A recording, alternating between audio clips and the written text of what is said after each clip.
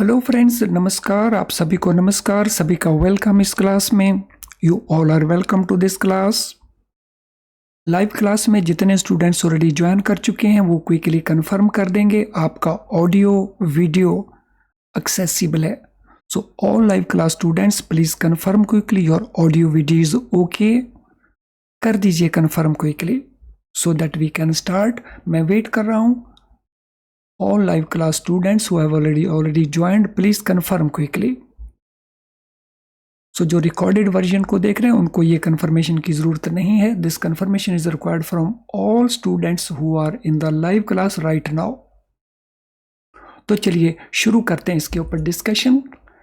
सो हमारा ये डिस्कशन जेईबी में पीपीबी के पेपर के लिए जो लास्ट मिनट रिवीजन हमारा होना चाहिए उसमें 100 मोस्ट इम्पॉर्टेंट क्वेश्चंस को हम डिस्कस कर रहे हैं, क्योंकि ये सवाल तो पूछे जा सकते हैं और ये सारे के सारे बेस्ड हैं आईआईबीएफ की बुक के ऊपर। तो चलिए फ्रेंड्स, हम अगले क्वेश्चन को टेकअप करते हैं। Government of India, ministry of home affairs, notification dated 8 June 1957, which power has been delegated to state government relating to banks। Government of India में मिनिस्ट्री ऑफ होम अफेयर्स की जो notification है जिसमें central government ने अपनी एक power को delegate किया स्टेट गवर्नमेंट्स को, और ये बैंकों से रिलेटेड है। तो ये कौन सी पावर है, किस इशू को लेकर के ये पावर है? ओपनिंग ऑफ बैंक ब्रांच को लेकर के, शिफ्टिंग ऑफ बैंक ब्रांच को लेकर के, banking as emergency service declare करने के पॉइंट ऑफ व्यू से, या डिक्लेरेशन ऑफ पब्लिक हॉलीडे। तो इन चार में से हमारा कौन सा ऑप्शन आंसर सही बैठता है? चारों को केयरफुली देखिए, क्या आंसर आपको लगता है is correct answer? Central government के द्वारा अपनी पावर्स ट्रांसफर कर देना, वेस्ट कर देना, डेलीगेट कर देना in favour of state government. तो ये कौन से इशू को लेकर के पावर्स डेलीगेट की गई? ओपनिंग ऑफ बैंक ब्रांच को लेकर नो, ये तो आरबीआई का मामला है। शिफ्टिंग ऑफ बैंक ब्रांच लेकर के नो, ये भी आरबीआई का मामला है। बैंकिंग एज इमरजेंसी सर्विस, तो ये मामला भी नहीं बनता है। पब्लिक हॉलीडे डिक्लेयर करना, यस दिस इज। तो पब्लिक हॉलीडे का डिक्लेयर करना अंडर नेगोशिएबल इंस्ट्रूमेंट एक्ट, तो ये पावर सेंट्रल गवर्नमेंट ने डेलीगेट की थी through this notification. Next question,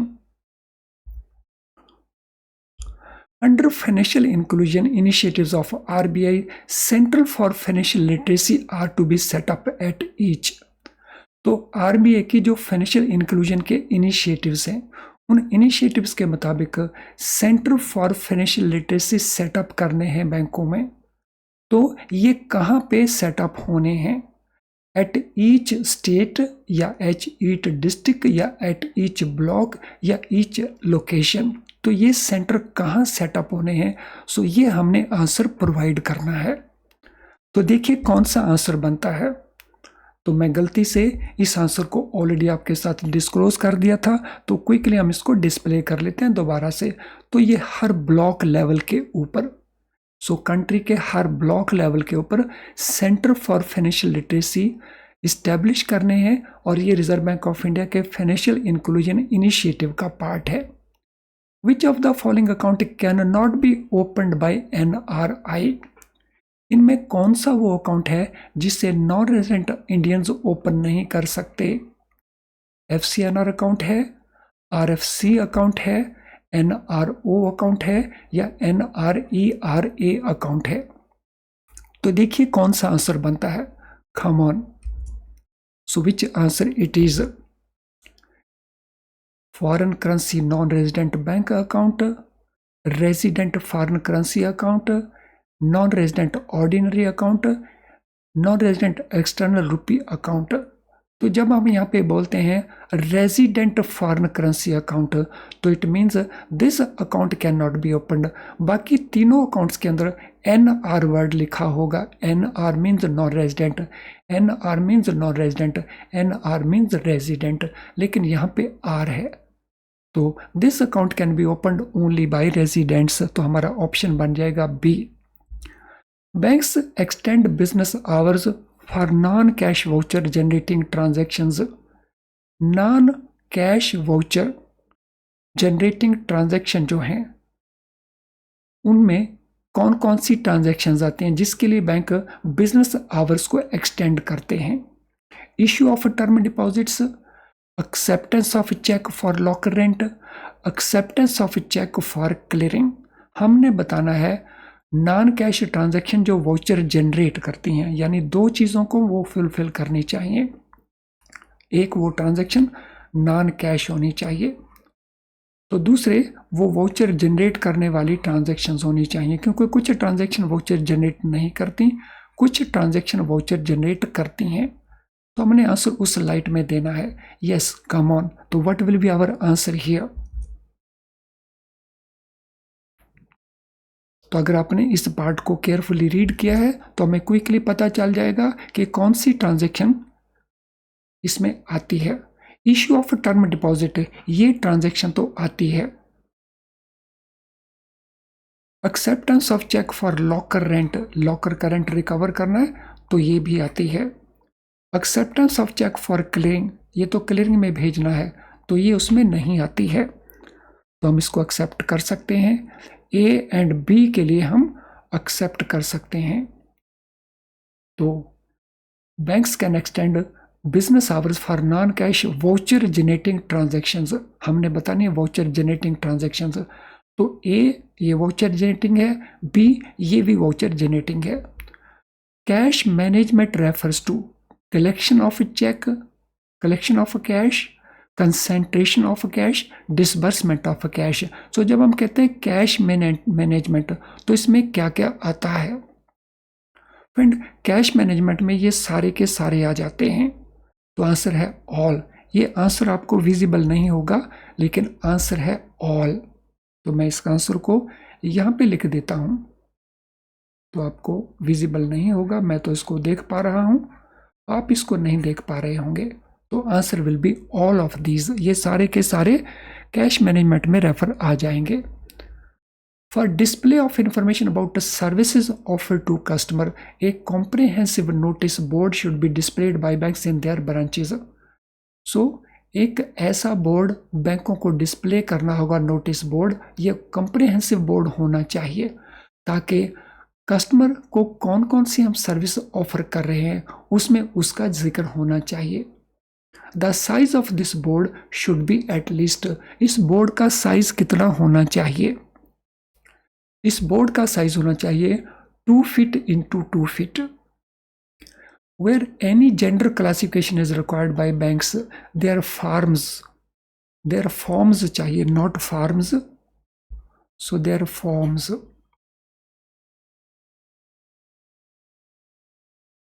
They must make provision for transgender by including which of the following। तो अगर बैंकों को जेंडर क्लासिफिकेशन करनी है तो जो उनके फॉर्म्स बने हुए हैं तो उसमें ट्रांसजेंडर के लिए प्रोविजन होना चाहिए, और उस पर्पस के लिए वो क्या डालेंगे? Mister so and so, Mrs so and so, miss so and so, transgender so and so, other gender so and so. हमने यहाँ पे बताना है जेंडर क्लासिफिकेशन के लिए वो ट्रांसजेंडर के लिए इनमें से किसको डालेंगे? सो ट्रांसजेंडर्स जो ना तो मेन है ना वुमेन है, तो उनके लिए किस टर्म को यूज किया जाएगा? सो उनके लिए यूज किया जाएगा अदर जेंडर टर्म को। So our answer will be other gender. So let me display the answer. So it is other gender. Which banks can pay differential rate of interest to saving bank account holder if deposit is over? So bank uniform basis के ऊपर interest payment कर सकते हैं, लेकिन कुछ circumstances में वो differential interest यानी अलग इंटरेस्ट रेट भी पे कर सकते हैं, सेविंग बैंक अकाउंट के ऊपर भी और एफडी अकाउंट के ऊपर भी। लेकिन यहाँ पे हम बात कर रहे हैं सेविंग बैंक अकाउंट होल्डर्स के लिए, वो किन केसेस के अंदर ये एक्स्ट्रा इंटरेस्ट पे कर सकते हैं जब डिपॉजिट का बैलेंस कितना हो। तो यहाँ पे हमारा आंसर बनता है ओवर ₹1 लाख। 1 लाख रुपए तक वो डिफरेंशियल रेट पे नहीं कर सकते। 1 लाख से ऊपर अगर बैलेंस मेंटेन होते हैं सेविंग बैंक अकाउंट्स के अंदर, तो उनके ऊपर वो ये डिफरेंट इंटरेस्ट पे कर सकते हैं। इसी से रिलेटेड क्वेश्चन है, एफडी के केस में इस प्रकार का डिफरेंशियल रेट वो कब पे करेंगे? एफडी के केस में वो पे करते हैं in case of bulk deposits. So bulk deposit हम कहते हैं उस डिपॉजिट को जिसका value single FD 2 crore and above होता है। तो सेविंग बैंक अकाउंट के केस में डिफरेंशियल रेट 1 लाख, एफडी के केस में bulk deposit, and bulk deposit mean single FD ₹2 crore and above. One district one leader bank model इनमें से किस सर्विस के लिए है? One district one leader bank model ये आधार पेमेंट्स के लिए है, आईएमपीएस पेमेंट्स के लिए है, ईबीटी में पेमेंट्स के लिए है, या बीबीपीएस पेमेंट्स के लिए है? Yes, what will be the answer? One district one leader bank model. तो किस सर्विस के लिए इनको अडॉप्ट किया जाता है? So what will be the answer? Yes, come on. तो आधार पेमेंट्स के लिए नो, आईएमपीएस पेमेंट्स के लिए नो, बीबीएस पेमेंट्स के लिए नो, ईबीटी पेमेंट के लिए इलेक्ट्रॉनिक ट्रांसफर जो है डायरेक्ट पेमेंट ट्रांसफर हम जिनको कहते हैं डीपीटी वाला पोर्शन, तो ईबीटी पेमेंट के लिए सो इलेक्ट्रॉनिक बेनिफिट ट्रांसफर्स। तो option C, all transactions including payment of interest on deposits, charging of interest on loans should be rounded off by banks to the nearest. So जितनी भी interest payment से related होंगी, interest से related payments होंगी या recovery होगी, तो हम डिपॉजिट के ऊपर या लोन के ऊपर जो भी इंटरेस्ट पे करें या चार्ज करें उनकी हमने राउंडिंग ऑफ करनी होती है। तो ये राउंडिंग ऑफ जो नियरेस्ट कितना होगा, 25 पैसा में राउंडिंग करनी है, 50 पैसा में राउंडिंग करनी है, रुपये में राउंडिंग करनी है, या ये बैंक डिस्क्रिशन है? तो ये राउंडिंग हमने करनी है, तो ये राउंडिंग किस वैल्यू में करनी है? Yes, so what will be your answer? ये राउंडिंग के लिए वैल्यू क्या रहेगी? सो इस राउंडिंग के लिए जो वैल्यू रहेगी सो दैट इज 1 रुपी। सो जिसको रुपी हम कहेंगे। तो यहाँ पे आपको आंसर नजर नहीं आता होगा because of that moving text. तो ये होगा राउंडिंग, हम रुपी में इसकी राउंडिंग करेंगे। तो दिस मीन अगर वो इंटरेस्ट का अमाउंट 870 रुपीज 37 पैसा है या 870 रुपीज 13 पैसा है, तो लेट अस से 13 नहीं लिखें, इसको हम लिख लें 63 पैसा है। तो इस केस में ये इंटरेस्ट होगा हमारा 870 का, और इस केस में इंटरेस्ट क्रेडिट किया जाएगा 871 रुपीज़ का, यानी जो राउंडिंग है वो रुपी में की जाएगी। सो नेक्स्ट क्वेश्चन हमारा है, a person receiving foreign contribution can credit the amount only in an account designated as which can be opened in New Delhi branch, main branch of SBI। अगर किसी person को foreign contributions आती हैं, सो country के बाहर से उसको donations etcetera आती हैं, तो उसको क्रेडिट किया जाएगा किस बैंक के साथ? SBI new Delhi main branch के साथ उसको क्रेडिट किया जाएगा एक अकाउंट ओपन करके। उस अकाउंट को हम डेजिग्नेट कैसे करते हैं? How that account is designated? Friends, उस अकाउंट को डेजिग्नेट किया जाता है FCRA account, foreign contributions resident account. Business hours of a bank branch must be minimum for how many hours on all weekdays including working Saturdays. So किसी भी bank branch के जो business hours हैं कम से कम वो कितने पीरियड के लिए होने चाहिए? ऑल वीक डेज के ऊपर, जिसमें वर्किंग सैटरडेज में भी आते हैं। सो कम से कम 3 आवर्स, कम से कम 4 आवर्स, कम से कम 5 आवर्स, या कम से कम 6 आवर्स। तो कौन सा आंसर बनता है आपको लगता है क्वेश्चन नंबर 3-5 के लिए? Yes, come on, what do you think कि कौन सा आंसर बनता है? सो चैट बॉक्स में अपना आंसर टाइप कर देंगे। जो हमारे स्टूडेंट लाइव क्लास में हैं, जो रिकॉर्डेड वर्जन देख रहे हैं, वो अपनी कॉपी में आंसर को नोट कर लेंगे। तो इसके लिए हमारा आंसर बनता है 4 आवर्स, कम से कम 4 घंटे। सो ऑप्शन बी हमारा आंसर बन जाएगा। Which of the following is drawn by using any computer resource and signed in a secure system with the digital signatures and asymmetric crypto system? इनमें कौन सा वो ट्रांजैक्शन है जो कंप्यूटर रिसोर्सेज को यूज करते हुए जनरेट होता है और साइन भी उसी प्रकार से किया जाता है एक सिक्योर सिस्टम के अंदर, वो भी डिजिटल सिग्नेचर यूज करते हुए एक असिमेट्रिक क्रिप्टो सिस्टम के अंदर। तो यहाँ पे हम बात किस इंस्ट्रूमेंट की कर रहे हैं? इलेक्ट्रॉनिक चेक की बात कर रहे हैं, ट्रंकेटेड चेक की बात कर रहे हैं, या आरटीजीएस ट्रांजैक्शंस के लिए इंस्ट्रक्शंस की बात कर रहे हैं? सो हम किस ट्रांजैक्शन की यहाँ पे बात कर रहे हैं? तो इस इंस्ट्रूमेंट को ड्रॉ किया जाता है क्या यूज करके? कंप्यूटर रिसोर्सेज को यूज करके। और साइन कैसे किया जाता है? सिक्योर सिस्टम के अंदर, वो भी डिजिटल सिग्नेचर के साथ। और क्रिएट कहाँ किया जाता है? असिमेट्रिक क्रिप्टो सिस्टम में उसको क्रिएट किया जाता है। तो ये फीचर इनमें से किस इंस्ट्रूमेंट के हैं? इलेक्ट्रॉनिक चेक के यस, ट्रंकेटेड चेक के नो, आरटीजीएस के नो। तो अवर आंसर बिकम्स ए। तो this is electronic cheque. Authentication process requires an additional factor of authentication based on information not available on the card in respect of। जो authentication process है वो क्या require करता है? Additional factor of authentication। और वो किसके ऊपर बेस्ड है? On information not available on the card. Card के ऊपर वो इंफॉर्मेशन अवेलेबल नहीं है। तो यहाँ पे हम किस इंस्ट्रूमेंट की बात कर रहे हैं? In respect of what? तो this is online card not present transactions. तो वो ट्रांजैक्शन जो online card transaction, card not present transactions हैं।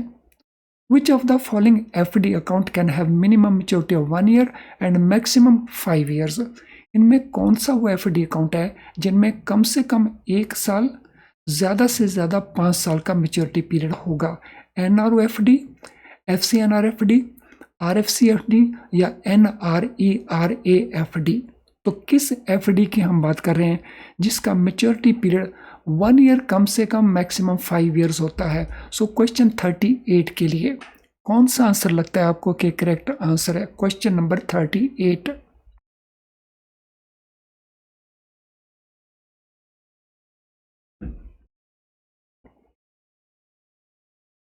So question number 38. So is it for NRO? No.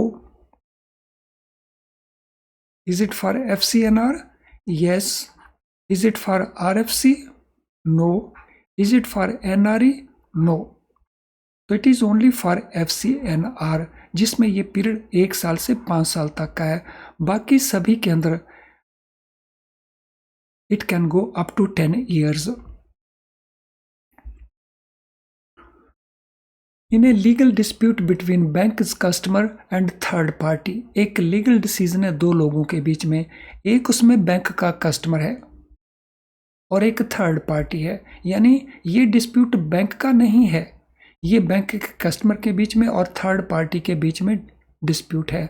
तो उसकी सर्टिफाइड कॉपी जो बैंक में entries हैं उसकी हम कोर्ट अगर कॉल करता है, कोर्ट अगर मांगता है उसकी सर्टिफाइड कॉपीज को, तो which shall be evidence of existence of such entries in the account books. तो वो जो एविडेंस बनेगा उस एविडेंस को हम कौन सा एविडेंस कहेंगे? फाइनल एविडेंस कहेंगे, प्राइमा फेसाई एविडेंस कहेंगे या कंक्लूसिव एविडेंस कहेंगे? तो ये कौन सा एविडेंस माना जाता है? तो हम सर्टिफाइड कॉपीज प्रोवाइड करते हैं कोर्ट की ऑर्डर के बेसिस के ऊपर, तो इसको कौन सा एविडेंस कहते हैं? So what is your answer? Friend, इसको हम कहते हैं prima facie evidence. So bankers book evidence act के मुताबिक it is known as prima facie evidence. An NRI purchases capital instrument of a listed Indian company on a recognized stock exchange on repatriation basis. Amount can be maximum up to how much of the total paid up equity capital of that company. एक NRI है, वो investment करता है किसी company की जो listed company है उसके कैपिटल इंस्ट्रूमेंट के अंदर, यानी उसकी इक्विटी के अंदर, और ये इन्वेस्टमेंट करता है थ्रू रिकॉग्नाइज्ड स्टॉक एक्सचेंज। और ये इन्वेस्टमेंट वो करता है कि वो रिपेट्रिएशन उस अमाउंट को कर पाएगा, यानी उसको वो वापस ले सकेगा, वापस लेके जा सकेगा आउटसाइड द कंट्री, उसको हम कहते हैं रिपेट्रिएबल। तो ये अमाउंट कितने % तक हो सकता है उस कंपनी की पेड अप कैपिटल का, तो ये हमने बताना है परसेंटेज कितना हो सकता है एनआरआई के द्वारा। So this percentage can be up to 5%, 5% तक उस टोटल पेड अप कैपिटल का 5% हो सकता है। For a small locker bank has fixed fee of ₹1950 plus GST। What is maximum amount of deposit which bank can ask for in advance? तो small locker उसका जो rent है वो bank ने 1950 प्लस GST फिक्स किया है, तो bank कितना अमाउंट डिमांड कर सकता है एज डिपॉजिट इन एडवांस? तो 3 साल का वो कर सकता है प्लस लॉकर ब्रेकिंग चार्जेस। तो हमारा आंसर इसमें क्या बनेगा? So it will be 1950 into 3, that is 5850 plus GST plus locker breaking charges. तो इसका equivalent amount customer can be told to deposit in advance. Income tax officer और specified higher officer of income tax department can call for books of account or other documents from banks if they consider that it will be useful in any proceedings. These powers are available to them under which section of Income Tax Act? Income tax officer हो या कोई भी specified higher officer हो income tax department में, वो बैंकों से books call कर सकता है, दूसरे डॉक्यूमेंट कॉल कर सकता है अगर उनको लगता है कि वो इन्फॉर्मेशन यूजफुल रहेगी किसी प्रोसीडिंग्स के अंदर। इनको ये पावर्स इनकम टैक्स एक्ट की इनमें से किस सेक्शन से अवेलेबल हैं? So that is what we have to tell. Question number 42। सो हमारा आंसर क्या बनेगा क्वेश्चन नंबर 42 के लिए? तो our answer here will be section 133। 133, so this will be the section number. Friend, before we go to next lesson, तो memory collected questions जो प्रीवियस ईयर्स में पूछे जाते हैं इनका इम्पोर्टेंस हमारे लिए क्या है? तो 3 तरह से ये हमारे लिए इम्पोर्टेंट हैं। तो पहला इम्पोर्टेंस इनका हमारे लिए है कि हमें अगर पिछले सालों के में पूछे गए क्वेश्चंस हमारे पास अवेलेबल हों तो हमें ये पता चल जाता है कि एग्जामिनेशन में जो क्वेश्चन पूछे गए हैं उनका पैटर्न क्या है, कौन से चैप्टर्स हैं, कौन से कॉन्सेप्ट्स हैं, कौन से मॉड्यूल्स में जिनमें अक्सर ज़्यादा क्वेश्चन पूछे जाते हैं, तो हम अकॉर्डिंगली उनका प्रेपरेशन कर सकते हैं। सेकंड बेनिफिट ये है कि जब हम रिवीजन करेंगे तो रिवीजन के दौरान हम अपने फोकस को चेंज कर सकते हैं ताकि उन क्वेश्चन का हम बेनिफिट ले सकें। और तीसरा सबसे बड़ा बेनिफिट ये है कि इसमें से कई सारे क्वेश्चंस रिपीट होके आ जाते हैं, और अगर इनमें से क्वेश्चन रिपीट होके आए और हमने इन क्वेश्चन को अच्छे से कर रखा है तो क्विकली हम उनके आंसर देंगे और ये हमें पास होने में, क्वालिफाइंग मार्क्स लेने में बहुत यूज़फुल रहेंगे। ये अवेलेबल रहते हैं हमारे पास 7 days before date of exam, और अवेलेबल कहाँ पे हैं? हमारी ऐप के अंदर ये अवेलेबल हैं, तो आप इनको यूज़ कर सकते हैं। तो इनको यूज़ करें और इनका बेनिफिट लें। तो चलिए अब नेक्स्ट क्वेश्चन के ऊपर चलते हैं। DPV, delivery versus payment system, it is meant for which of the following transactions? So DPV इसको हम किस टाइप की ट्रांजेक्शन में यूज़ करते हैं? शेयर ट्रेडिंग की ट्रांजेक्शन में, मनी मार्केट ट्रांजेक्शन में, या गवर्नमेंट सिक्योरिटी ट्रांजेक्शंस में? तो क्या लगता है आपको आंसर क्या बनेगा क्वेश्चन नंबर 43 के लिए? So what will be the answer for question number 43? Share trading के लिए, मनी मार्केट ट्रांजैक्शंस के लिए, गवर्नमेंट सिक्योरिटीज ट्रांजैक्शंस के लिए। फ्रेंड, शेयर ट्रेडिंग ट्रांजैक्शंस के लिए ये नहीं यूज होता, मनी मार्केट ट्रांजैक्शंस के लिए भी यूज नहीं होता, तो ये यूज होता है गवर्नमेंट सिक्योरिटीज ट्रांजैक्शंस के लिए। तो हमारा आंसर बन जाएगा नंबर 3 या government securities. A bank is protected when it furnishes information for recovering the dues about a borrower's account. Borrowers के अकाउंट को लेकर के अगर ये इंफॉर्मेशन प्रोवाइड करता है लोन की रिकवरी के पॉइंट ऑफ व्यू से, तो इनमें से ये इंफॉर्मेशन किसको प्रोवाइड की जाए तो उसमें बैंक को प्रोटेक्शन अवेलेबल रहेगा। ये इंफॉर्मेशन अगर ग्रंटर को प्रोवाइड की जाए या ये बैंक के सॉलिसिटर को यानी एडवोकेट को प्रोवाइड की जाए या दोनों को प्रोवाइड की जाए या दोनों में से किसी को भी नहीं प्रोवाइड की जा सकती, तो अगर बैंक डिस्क्लोज करता है लोन रिकवरी रिलेटेड इंफॉर्मेशन को तो बैंक को प्रोटेक्शन मिल जाएगी। तो इनमें से किसको ये इंफॉर्मेशन दी जा सकती है जब बैंक को प्रोटेक्शन अवेलेबल रहेगा। Question number 44। तो क्या आंसर लगता है आपको क्वेश्चन नंबर 44 का। सो नॉर्मली जब हम कस्टमर रिलेटेड इंफॉर्मेशन डिस्क्लोज करते हैं तो हम लायबल बन जाते हैं, लेकिन इनको अगर इंफॉर्मेशन हम प्रोवाइड करेंगे लायबल नहीं बनेंगे। तो इनमें वो कौन सी पार्टीज हैं। फ्रेंड, इसके अंदर जो गारंटर है तो उसको हम जानकारी दे सकते हैं, हमारा जो सॉलिसिटर है उसको भी जानकारी दे सकते हैं। तो this mean A and B दोनों ही सही हैं। तो आंसर हमारा बन जाएगा C, both. Interest rate on NRE term deposit can vary only on account of tenor and for single term deposit of value of at least. NRE का जो टर्म डिपॉजिट है उसके अंदर हम डिफरेंशियल इंटरेस्ट पे कर सकते हैं, यानी इंटरेस्ट हम वेरी कर सकते हैं। वो मैच्योरिटी के ऊपर बेस्ड हो सकता है, वो सिंगल टर्म डिपॉजिट के ऊपर भी बेस्ड हो सकता है। तो यहाँ सिंगल टर्म डिपॉजिट की वैल्यू कितनी होगी, तो यहाँ पे हम डोमेस्टिक की बात नहीं कर रहे हैं, डोमेस्टिक एफडी की हम बात कर रहे हैं। एनआरई एफडी का रूल क्या है, तो जहाँ पे इंटरेस्ट रेट वेरी कर सकते हैं, अलग हो सकते हैं according to maturity period and according to amount.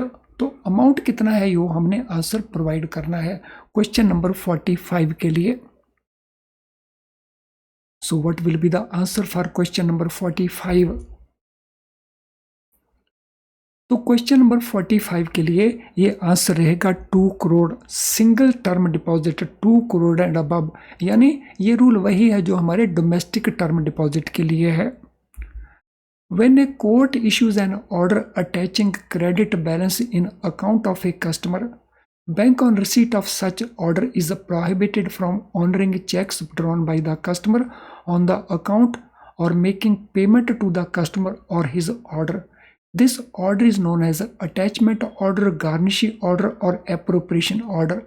So जब एक कोर्ट एक ऑर्डर इश्यू करता है जिसमें वो अटैच कर देता है क्रेडिट बैलेंस जो कस्टमर के अकाउंट में है, तो किसको अटैच कर देता है, क्रेडिट बैलेंस को। सो जब भी ये ऑर्डर आता है तो बैंक के ऊपर प्रोहिबिशन लग जाती है कि बैंक कोई चेक कस्टमर के द्वारा ड्रॉ किए को पास ना करे। तो ये हम किसकी बात कर रहे हैं, अटैचमेंट ऑर्डर की बात कर रहे हैं, गार्निशी ऑर्डर की बात कर रहे हैं या एप्रोप्रिएशन ऑर्डर की बात कर रहे हैं। तो ध्यान रखिए ये ऑर्डर इशू कौन कर रहा है, ये ऑर्डर इशू कर रहा है court. So not a very difficult answer. तो इसको हम कहेंगे गार्निशी ऑर्डर, क्योंकि कोर्ट जो ऑर्डर इशू करता है वो गार्निशी ऑर्डर है और जो गवर्नमेंट की रेवेन्यू अथॉरिटीज इशू करती हैं उसको हम अटैचमेंट ऑर्डर कहते हैं। तो यहाँ पे अगर ये कोर्ट ना हो करके गवर्नमेंट अथॉरिटी होता तो हमारा आंसर होता अटैचमेंट। अब क्योंकि यहाँ पे कोर्ट है इसलिए हमारा ऑर्डर होगा गार्निशी ऑर्डर, तो इसको हम कहेंगे गार्निशी ऑर्डर। तो चलिए फ्रेंड्स हम कंटिन्यू करते हैं इसको नेक्स्ट पार्ट में। Thank you.